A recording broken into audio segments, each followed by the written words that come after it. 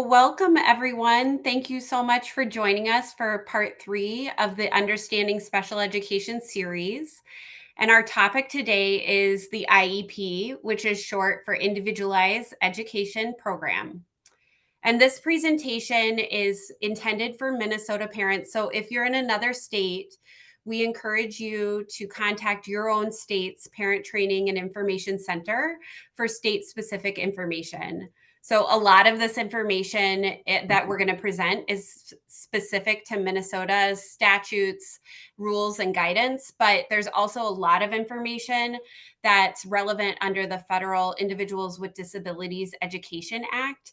And so further questions would be best directed to your state's Parent Training and Information Center. And then if you're a professional joining us today, welcome. And we encourage you to use this information to help the parents and caregivers that you work with understand and engage in the special education process. All right, a little bit about Pacer Center. Pacer is a trusted source of information, training, and support for families of children with disabilities. And our services help families and youth navigate special education and other complex systems. Our services also help individuals discover assistive technology solutions and access bullying prevention resources.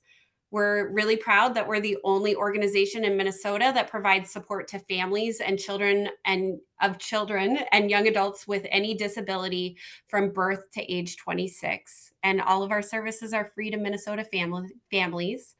And then the information in this workshop today is not legal advice or guidance. We are not attorneys. So please use this information that you're receiving today to inform you of your options and ideas. And it's for informational purposes only. And then who we are. Hi, I'm Beth James. I'm a parent trainer and advocate here at Pacer Center. I have my master's in special education. Prior to coming to Pacer, I was an early childhood special education teacher, and I'm a proud mama with a couple kids, and one of my kids has multiple disabilities. And this is Robbie.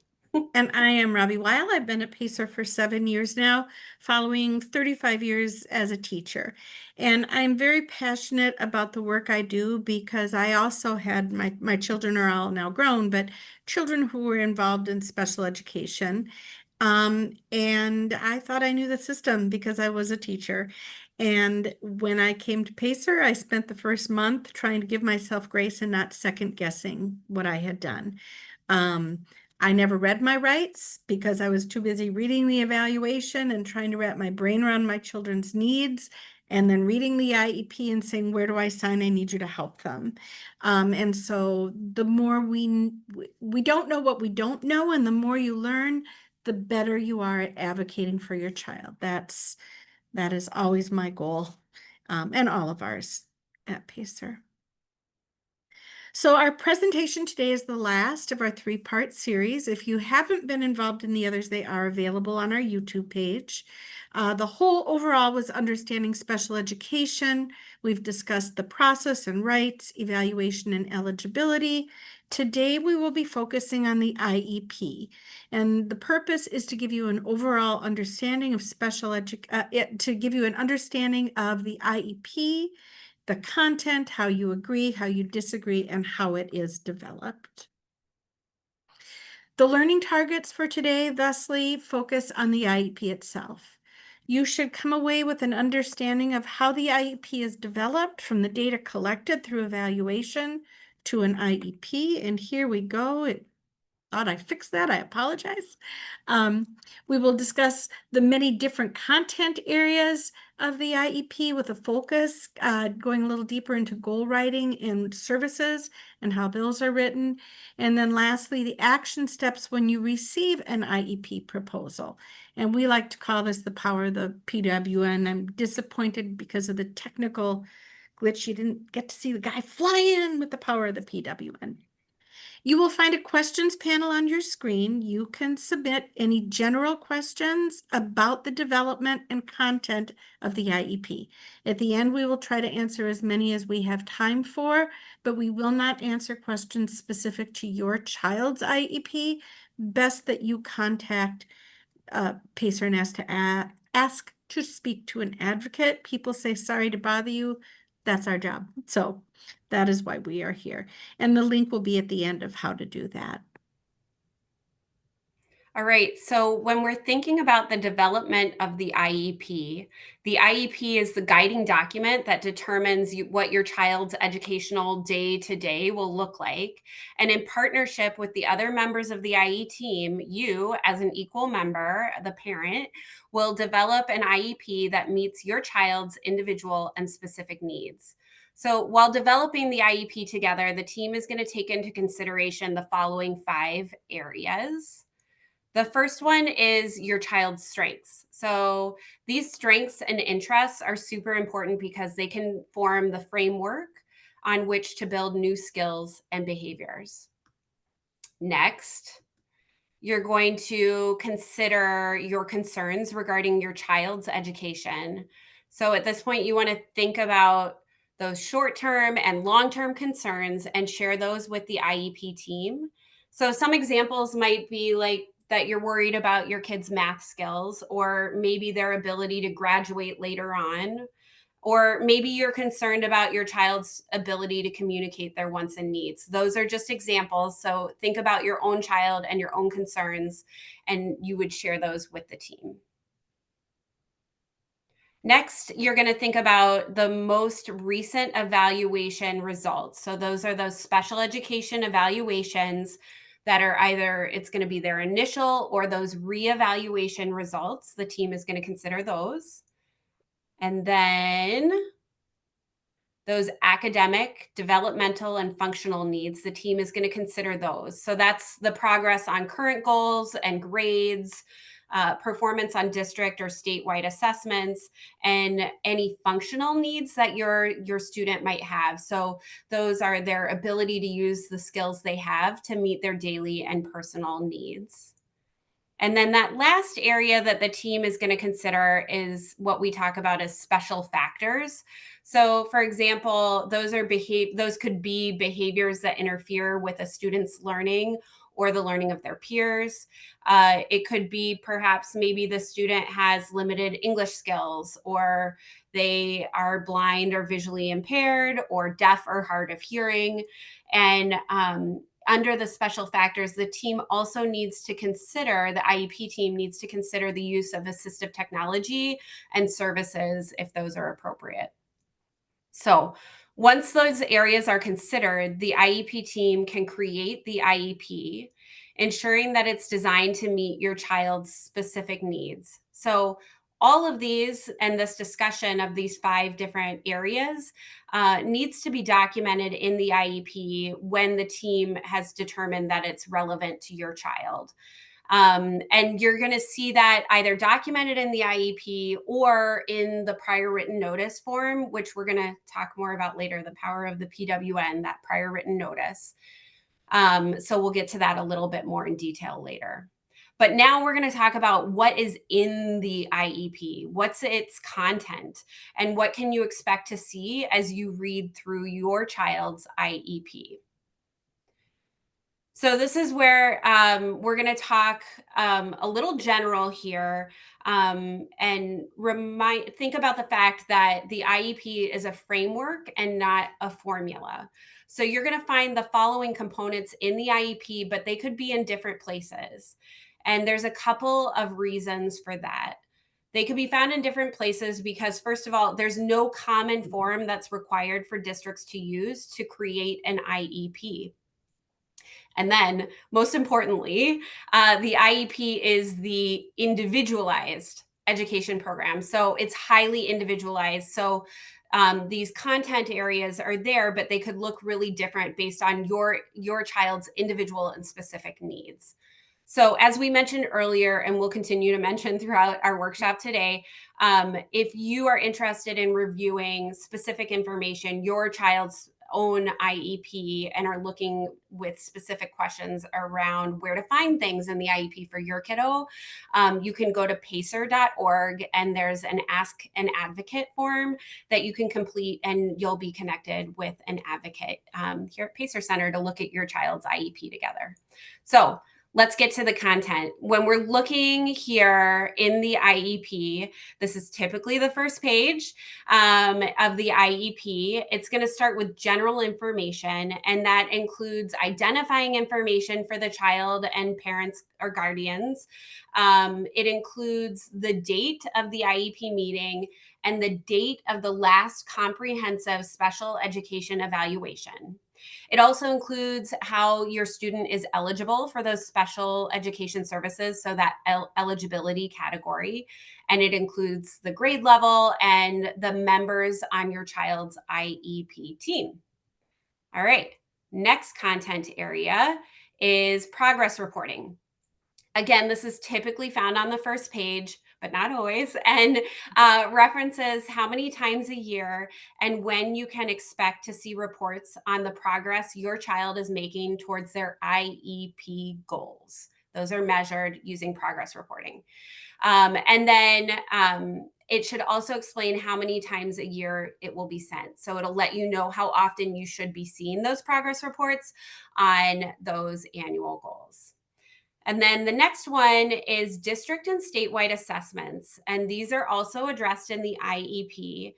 Typically, we see this a little later in the document, but not always.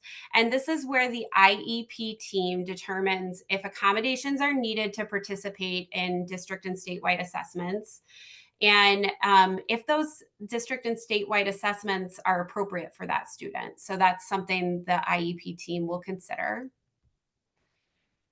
And then the next couple of areas that we're going to talk about are relevant based on the age of the child. So this first one is transition planning. And this needs to be included from ninth grade on. Sometimes it's included prior to ninth grade if the team determines that it's necessary. And this is the content of the IEP in terms of those needs that are being addressed in the IEP will still be there. And now they're going to be linked to the areas of transition. And those areas are post-secondary education and training. And the second area is employment.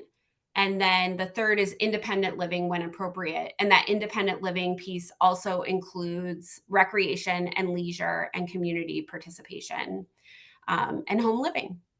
All right, our last one that we're going to talk about on this slide is transfer of rights, and it's part of the IEP once a student is 17, and serves as a reminder that unless specific actions are taken before a child turns 18 years old, at that time, decision-making rights transfer to the child once they're 18, and that includes decision-making related to the IEP. All right.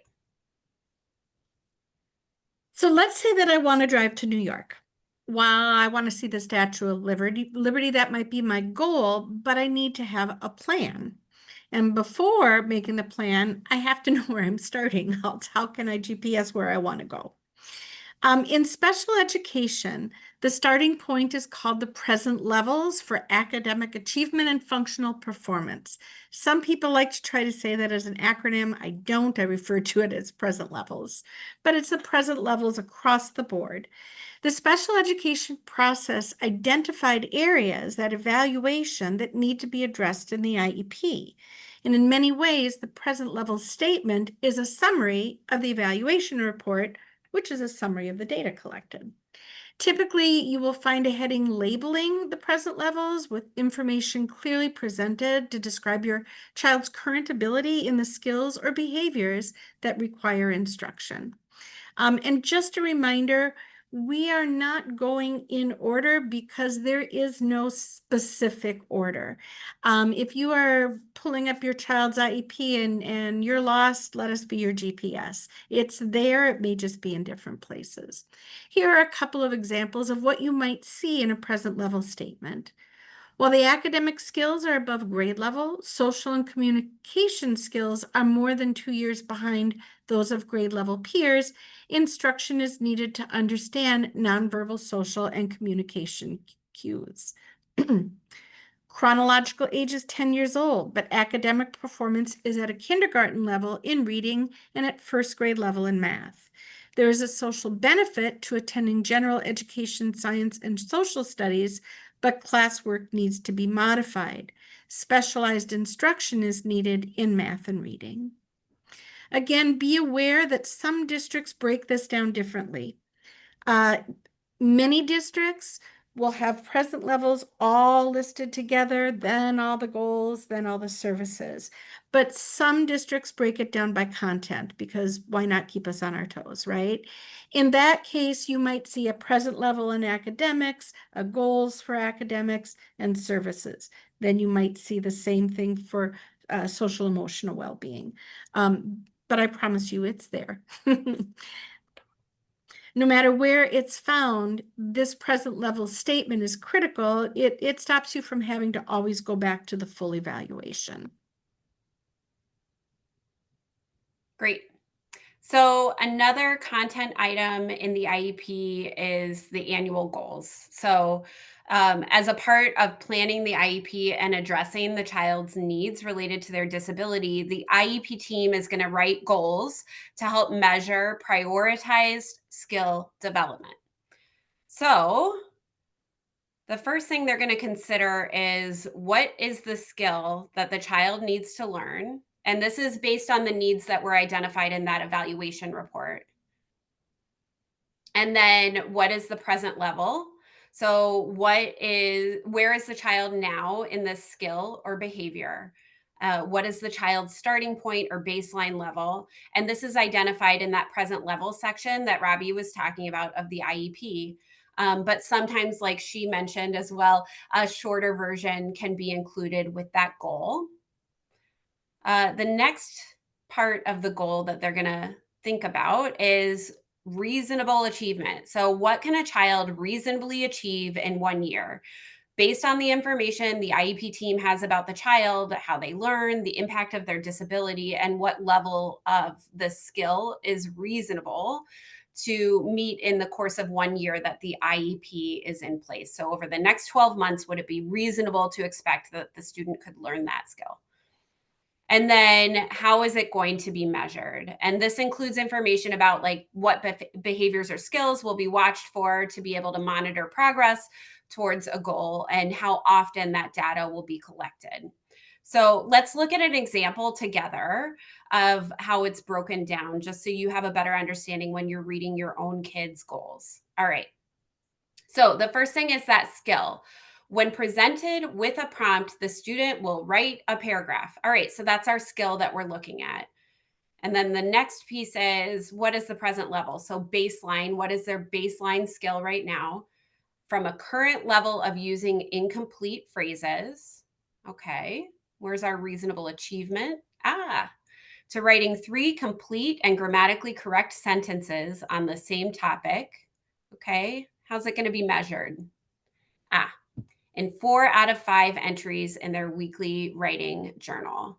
So I'm going to read the whole thing together. When presented with a prompt, the student will write a paragraph from a current level of using incomplete phrases to writing 3 complete and grammatically correct sentences on the same topic in 4 out of 5 entries in their weekly writing journal. Woo, that's a lot. A lot of good information packed in there in one goal. So this is an example of a goal that includes the skill, the present level, reasonable achievement, and how it will be measured. Let's look at another example.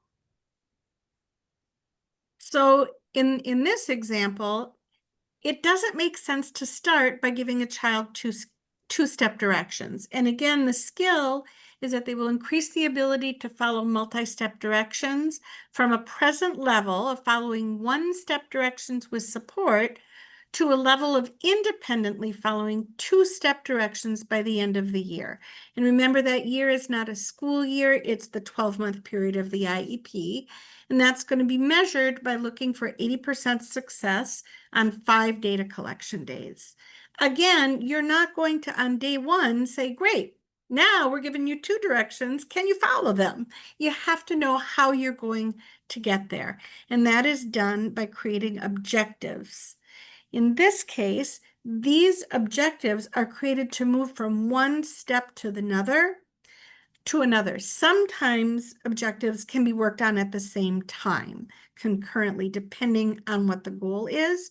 But in this case, the child is going to move from one-step directions with support to one-step directions independently, and from there to 2-step directions with support, with the ultimate goal at the end of the 12-month period to be able to do that, excuse me, without support. That's ultimately the goal.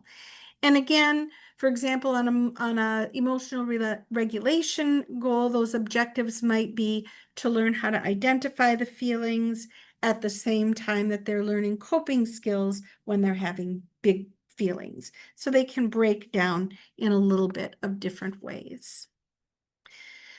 The next thing we want to talk about is the services. Once you have a good idea of what the goals are, the next step in developing the IEP is to say, how are we going to get there? Stating it isn't enough. That's just the start. And there is a relationship between those goals and the services that your child is going to be receiving. We're going to talk a little bit about what services, how they are written. Please know we're going to show you a grid. Not every district uses a grid. But I think for clarity, and I think more do than not, so I think this is a good way to look at it. So for example, if your child with a learning disability has a goal to improve reading by 1 grade level, then services would be provided by a licensed learning disability staff to help them accomplish this. Let's look at what that might look like in a grid or other kind of statement.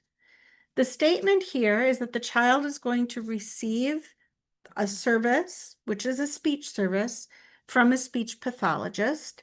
And just to clarify again, some of these have slashes because different grids, different districts break those sections down differently. But you should know what the service is and who's providing it. Typically, they don't use names because the IEP is supposed to follow the child regardless of who the staff is.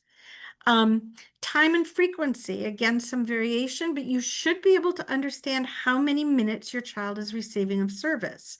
It might be listed per day, per week, per month, or even in some cases by semester, but it details the amount of time that your child is away from their typically developing peers to receive specialized service. The location is often mentioned. That can be push in the classroom. We'll talk a little bit more about that, or pull out. And then the duration is like, what is the start date of the IEP? And the duration is 12 months. Sometimes that's spelled out, other times not. So let's take a look at a couple of examples. Whoops, oh my goodness. Sorry about that. Let's take a look at one example at a time. Here's another example. This one looks very similar.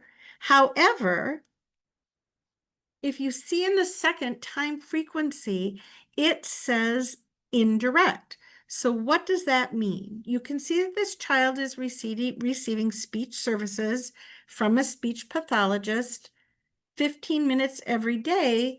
Why is that word indirect there? Direct services are provided by a professional licensed in that appropriate skill area directly to your child. They are working with your child. Important clarification, that does not necessarily mean one-on-one. It's often done in small group, but it is being provided directly to your child. This is different in that it's indirect, and what that means is that the professional is not meeting with your child, but consulting with other staff, and that is to support the work of the team. For example, checking with the classroom teacher to see how new skills are being applied. I know a lot of my students, this was one of the most regular ongoing consultations. What are the sounds they're working on? If they have an articulation goal, which ones am I supposed to ignore? Which ones do I correct, and how to be able to help the child move forward? They may be given on a schedule, typically once a month or once every couple of weeks, but that indirect means that the professional is consulting with other staff members. Let's look at another example. This child is receiving math services twice a week, direct services for 30 minutes. And in this case, while they're on a schedule, it's 2 times per week. As and sometimes that is helpful because it allows some flexibility. We've all seen cases where a child is an IEP where they receive services 3 days a week, which means every time there's a long weekend, they may be missing services on Friday or Monday. So when it's written like this, that allows them some flexibility to make that up. And then in the last row here, the change is the where the child is being instructed. In this case, it says in a resource room, and actually that's not as different as I thought in any event. You might hear the terms push in or pull out. When a teacher pushes in, they go into the general education classroom. Now they may be pulling your child to the side. They may have a small group that may even involve other students in the classroom who need that specific skill. And then pull out is when the student is removed from the classroom to get those services elsewhere. That was supposed to say general education, so my apologies. And all of this is relevant. I'm sorry. I don't know if that's my clicking or the computer. All of this is relevant because it references the least restrictive environment. Least restrictive environment is a very important part of special education law. For a child with disabilities, it's an educational setting that provides an appropriate program, including any necessary special supports, in as typical a school environment as possible. As much as is appropriate for the individual child, children with disabilities should attend the school they would typically go to if they did not have a disability. Typically listed in the general information, it is actually one of the last decisions in the development of the IEP. LRE is not a place, it is simple math. It is a ratio of the number of minutes a child is removed from their peers to receive direct services as listed on the grid compared to the number of minutes that they are in school.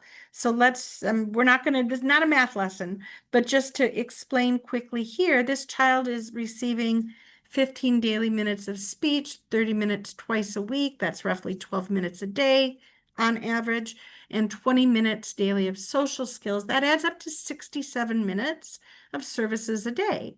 And out of a 6-hour day, that would be about 18% of the day. If a child is receiving services below 21% of the day, that's considered a level 1. We're not going to go deep into that for the purpose. We just want you to understand how that's determined. You will be getting in your resources an article that details it more. We talk with a lot of families about LRE, about least restrictive environment. However, the IEP content should also include a narrative statement that explains that least restrictive environment.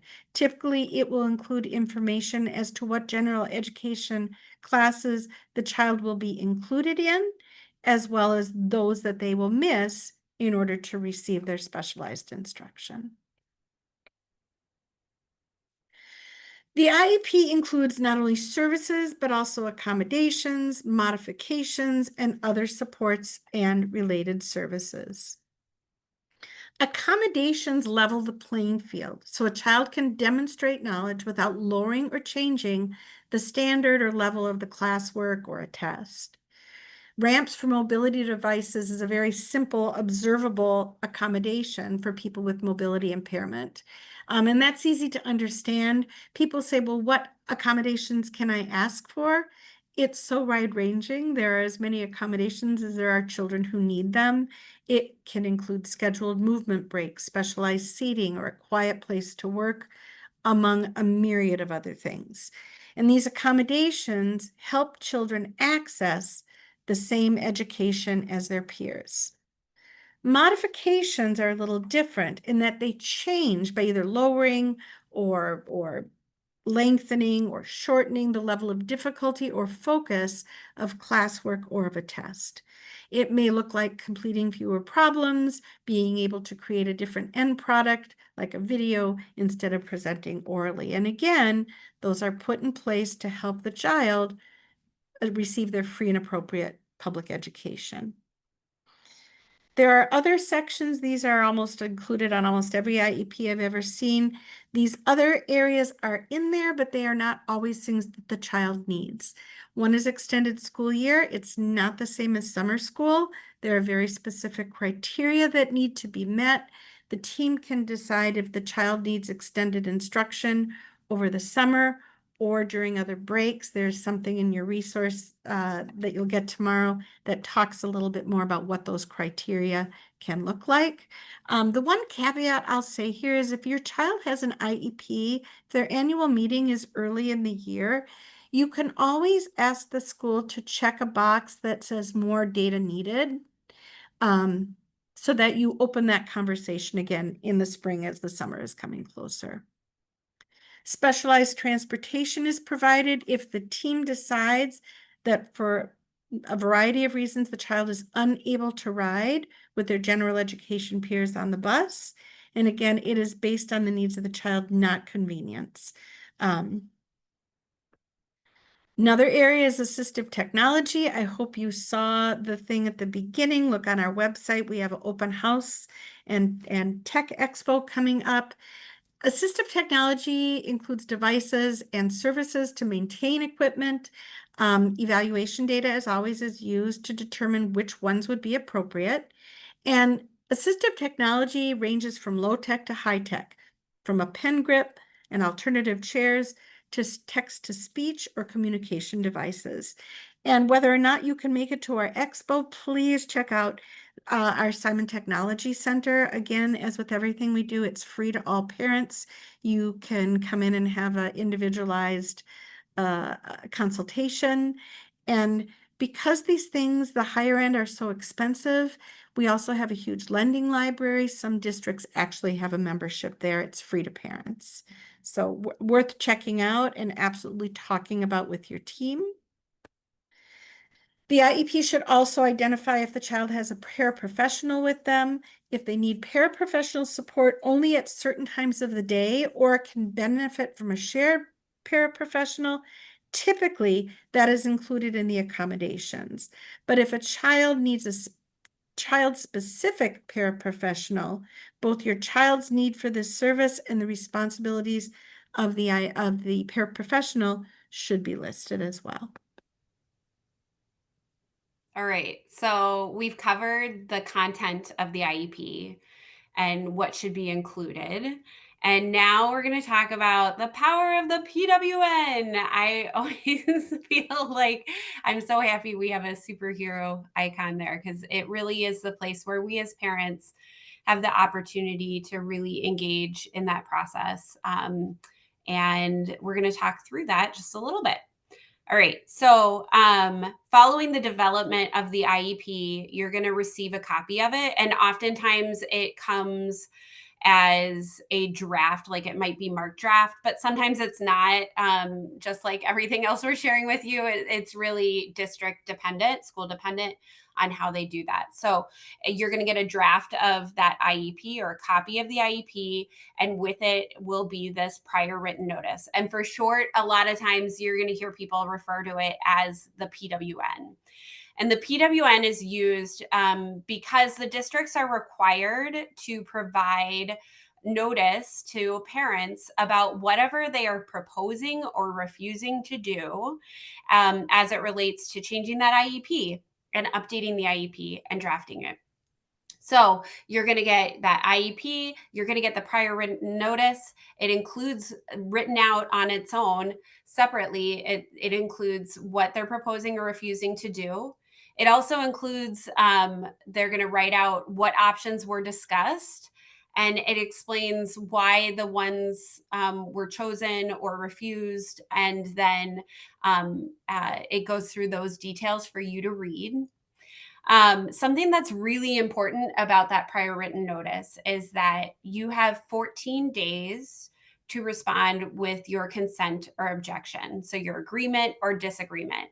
And that's from the date that it was sent, and they have it, you will see the PWN is dated. And then that's where you're going to count 14 days out from there. These 14 days are really, really important because if your child already is receiving special education services and has an existing IEP, if you do not respond within that 14 days, they automatically assume that you consent on day 15. And so what that means is they assume that you agree on day 15. So that's where it's really important to look through and fully understand. First of all, look at that IEP and read through it, and then also really dig into that prior written notice to understand what's written there, what they're proposing, what they're refusing, what was discussed, and then that's where you have the opportunity to complete that parental consent objection form. And we're going to look at that here. You have a few different ways to complete that. So the first one is after reviewing the IEP and looking at the PWN, you as a parent are like, yeah, this is representative of what we talked about at the meeting. I feel super cozy about it. I feel confident and I'm excited about what we have planned out for my kid. You can mark consent and return it to them, and they will move forward with implementing the IEP as it's proposed. All right. Let's say you're reading it though, and you notice, like, oh, wait, they forgot to include this thing that we talked about at the meeting, or you notice an error, or you notice like just a simple typo, or maybe there was some old information that was left in there that you were expecting to be updated. If you have small concerns and questions like that, it is super reasonable to reach out to your kid's case manager and say, hey, listen, I was reviewing everything and I have these questions or I have these concerns, because there is a component of sometimes humans just make mistakes, right? So giving the opportunity and the grace to have the case manager fix that, and then they would send out an updated IEP and PWN to you to then review and either consent or object. All right. Now, if you have bigger concerns that you're feeling like, yeah, we actually were in disagreement at the IEP meeting, and I knew coming out of it that we were still in disagreement, and now I have the IEP with the PWN and it's in writing and I still don't agree with that. You can object, meaning you disagree to whatever is being proposed, and say that you do not agree, and you request a meeting with the appropriate members of your child's IEP team. And that's a time to come back together and talk about those concerns and see if there's a way to move forward with more comfort for you as the parent, and bridging that gap and that disagreement. And then the third option is to object. So you're still in disagreement, but this is, maybe you might use this option, requesting a conciliation conference if perhaps you've already had a couple of meetings talking about the same issue, or you are concerned about it at a level, there's some urgency there. And you can object and request something called a conciliation conference. And this is the entryway into alternative dispute resolution. And one of the things that's unique about it as well is the school district is required to schedule that within 10 days of receiving your objection. So again, we're talking about a lot of detailed information. And so it's a lot to kind of figure out how it applies to your specific circumstance. And so we encourage you to go to pacer.org and ask to speak with an advocate to talk through your specific circumstance. I'm just going to put in one plug here. All the parents I work with, I suggest I'm a person of habit. If it's not a habit, I'm not going to do it. You know, the one day that my husband made my coffee, my whole day was ruined and I forgot my phone because I have an order. So if you're like that, I always suggest when you get the prior written notice, put that due date on your calendar And even if you think it's the most beautiful thing in the world, consent and send it in. That creates that habit that decreases the chance that you may somehow miss a due date and give implied consent. So just a little caveat. We are going to open it to questions now. We are concluding the presentation piece. Please know that you will be getting additional resources tomorrow, a guide to the IEP, referencing some of these different content areas. PACER advocates always stand ready to support your understanding. Also, that email will include a short survey. That is really important. We use that feedback to fine tune our presentations, and we are responsible. The way we keep things free is that we work on grants as well as donations, but we report back to our grantors that we are meeting the requirements. So please, it's very, very short, seriously. Again, we're going to focus questions in to talk about in general. So there's a couple of questions here. I'll take the first one, Beth, if you want to take the second. Sounds good. So who provides the services? That is, again, the I is individualized. Things like social services, I have seen provided by a variety of different people. So we can't say it should include this person. If the child learns on the autism spectrum, that might be an autism specialist. If the child has social emotional concerns, it might be the school social worker. They often operate both outside of the IEP process, but can be included in the IEP. If you ever have any questions, ask. Can you explain to me this person, what their role is and why they're providing those services? Yay, and I'm so happy I see some other questions coming Yeah. in. This is great. Okay, someone asked about, are there resources for you all to see with examples of IEP goals for different needs? And in particular, this parent was thinking about math. And Robbie, I'm trying to think, do we have a PACER resource that has examples? I don't. The problem here is Mhm, that is dependent on what the evaluation showed. mhm. So I would use that. I would think that you use that formula. Can you see what the skill is that they're working on? Can you see where they are? Can you see where they're headed? Um, and how's that being measured? There are other places, we're not disability specific. Yeah, I look up ideas for math goals, but again, this is something an advocate can help you with. Well, what is the need? What would you like to see? Because you have input into that goal as well. And that's often where, like, this series of understanding special education is so important, is that really connects so heavily back to what data is there in that special education evaluation report that gives us a really solid understanding of that baseline skill, that present level skill level for a student. And in this example, the parent is wondering about math. So that would be an example of connecting with an advocate too, I think could help. Uh, you know, you're the expert on your kid. We're the idea people. So you decide what works right and um, feels appropriate for your student and your family, but can certainly talk through ideas and questions and help you prepare to ask the team to maybe refine some of those goals. Do you want to take the next one or do you want me to? Yeah, I got it. Yeah, so this is Okay. another good question. Can the school decide to go forward with the IEP as written, even if the parent objects to the prior written notice within 14 days? And I love that the parent used PWN when they were asking to. Look at you just throwing acronyms around. It's so great.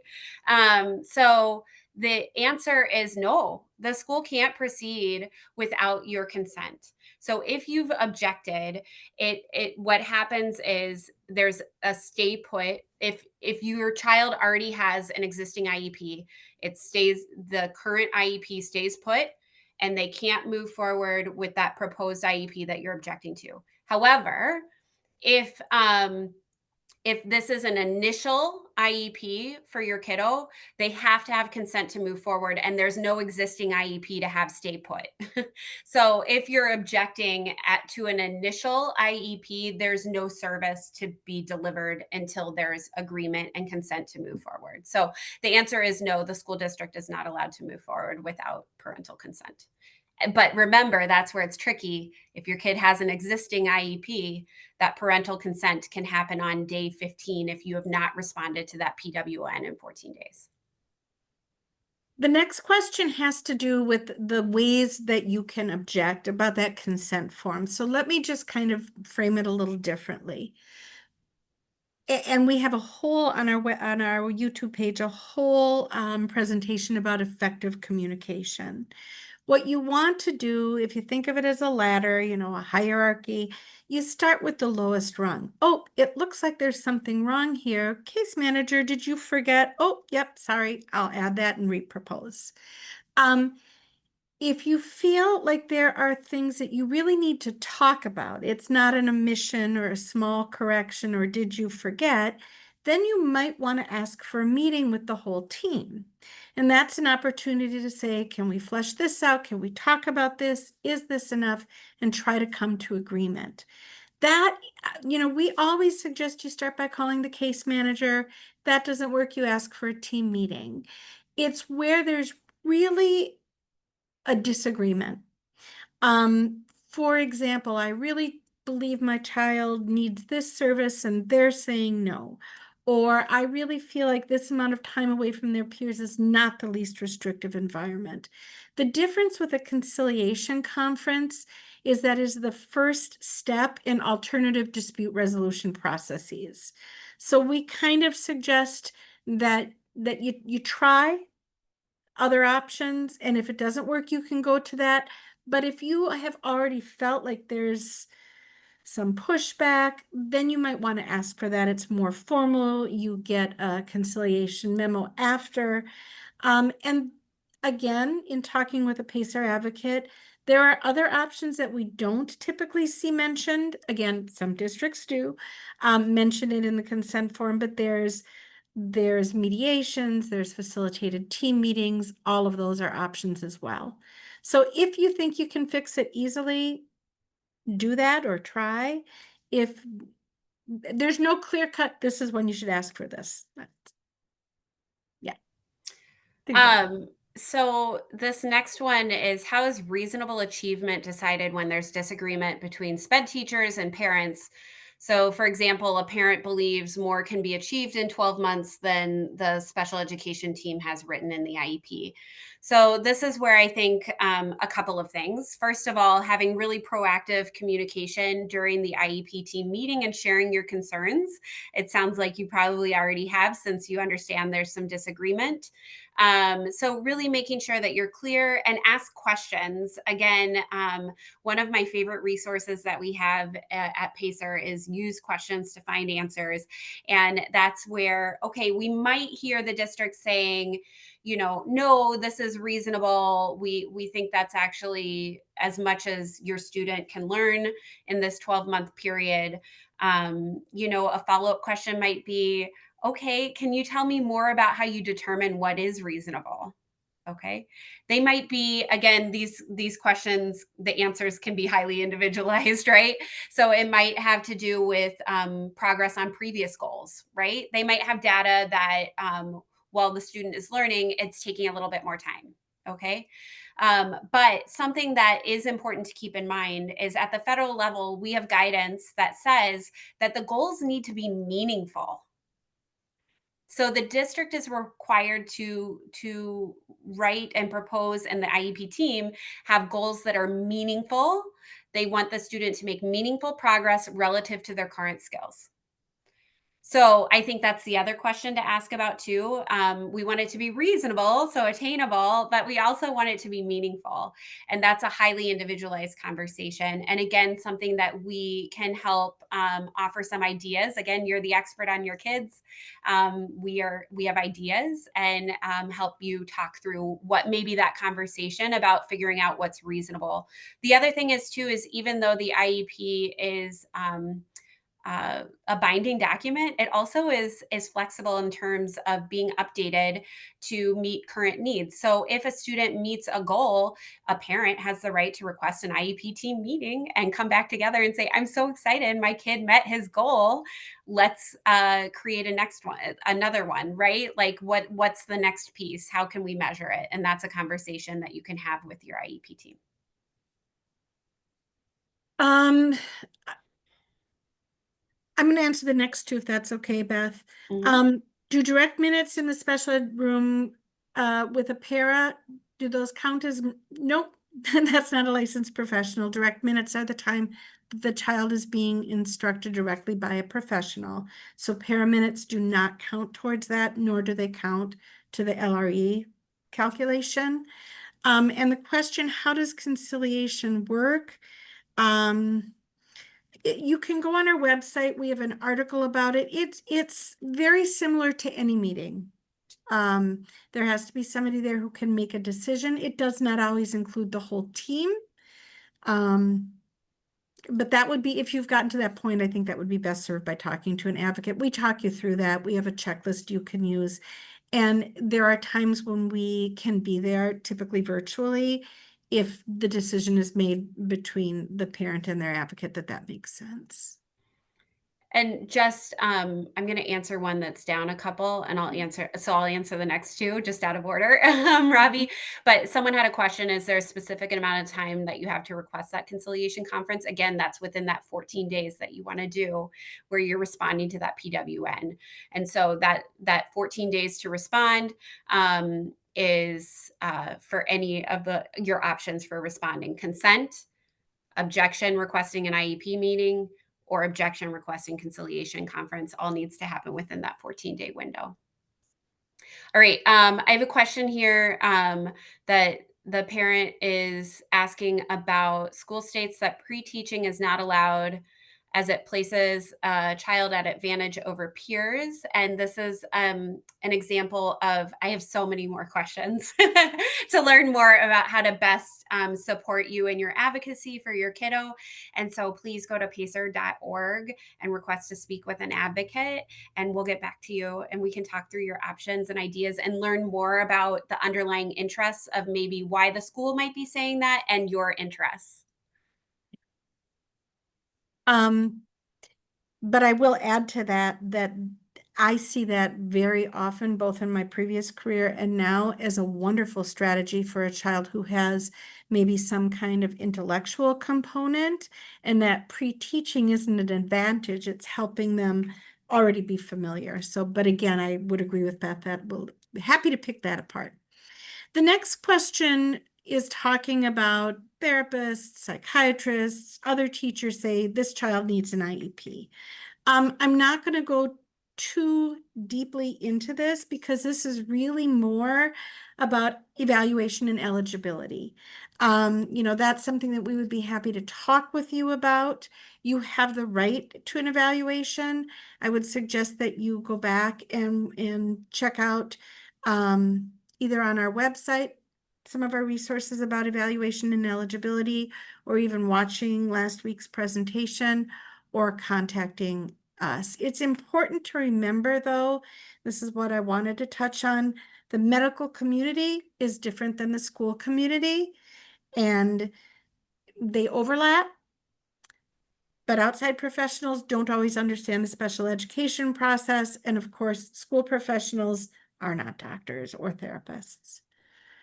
So. All right.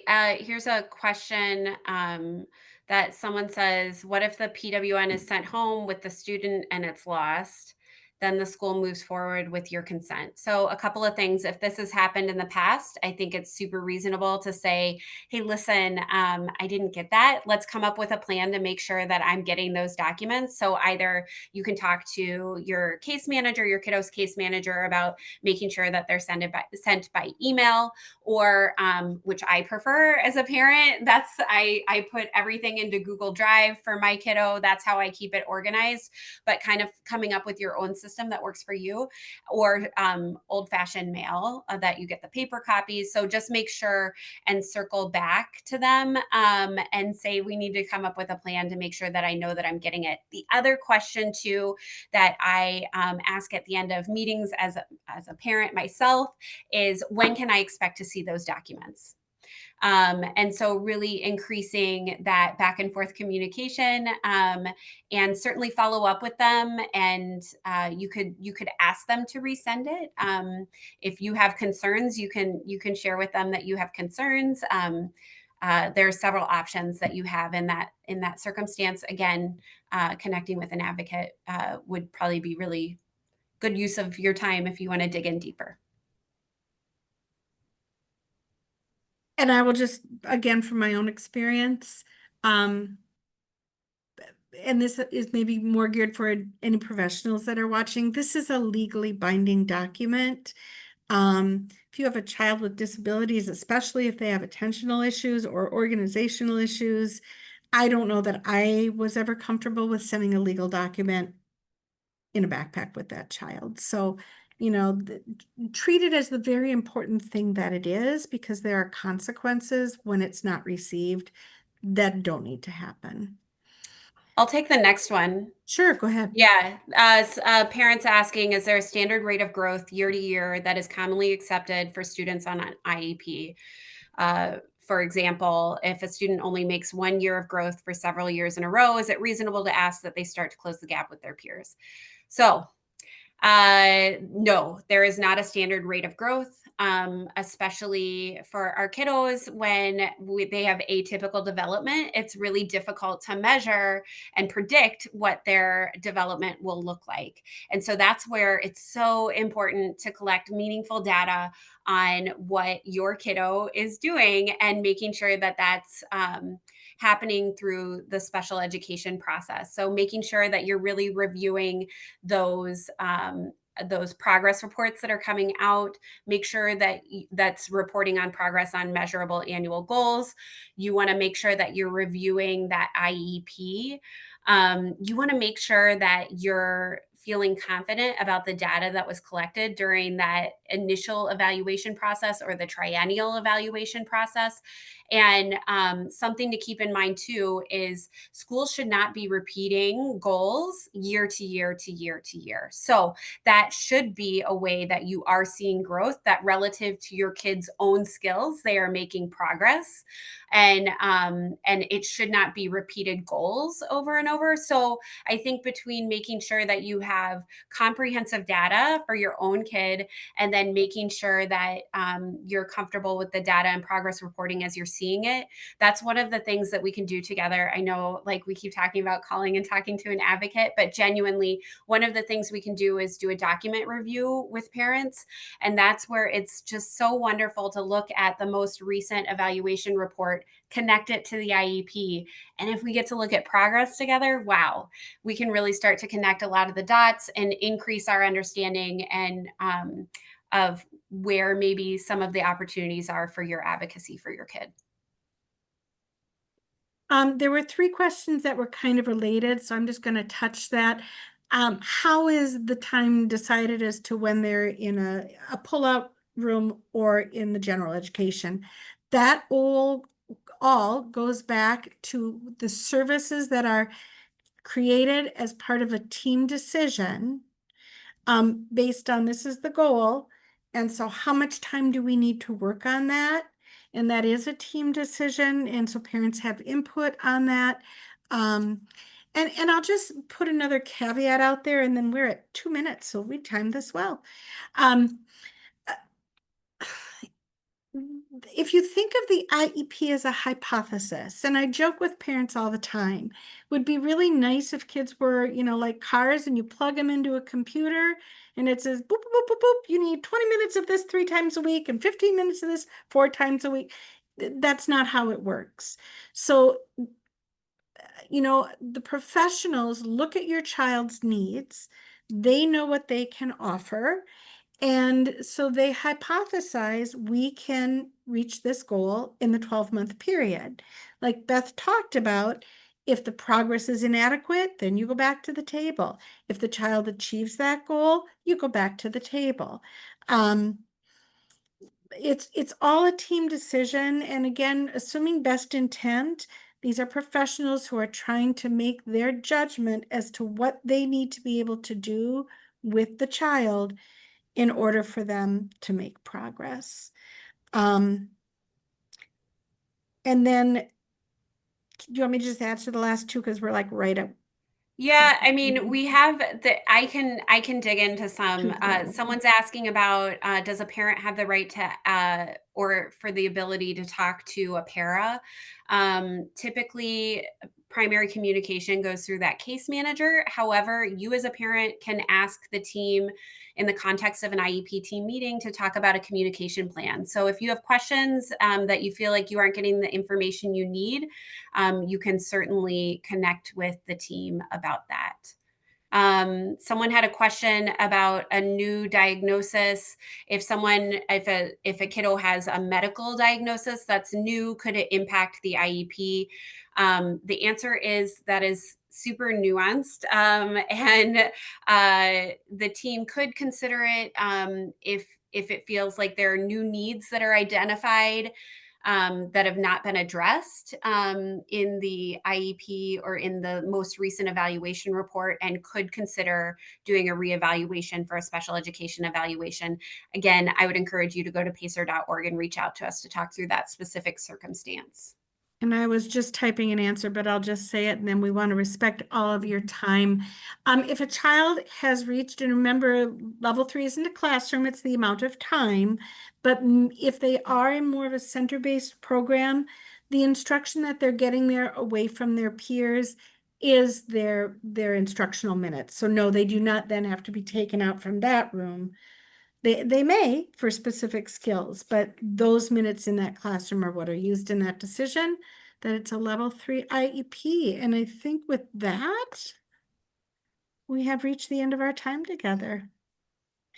Yeah, Appreciate thank your you. coming. Here is the link to connect with an advocate or from our website. And again, thank you for being here today. Reach out, we're here to help. Bye.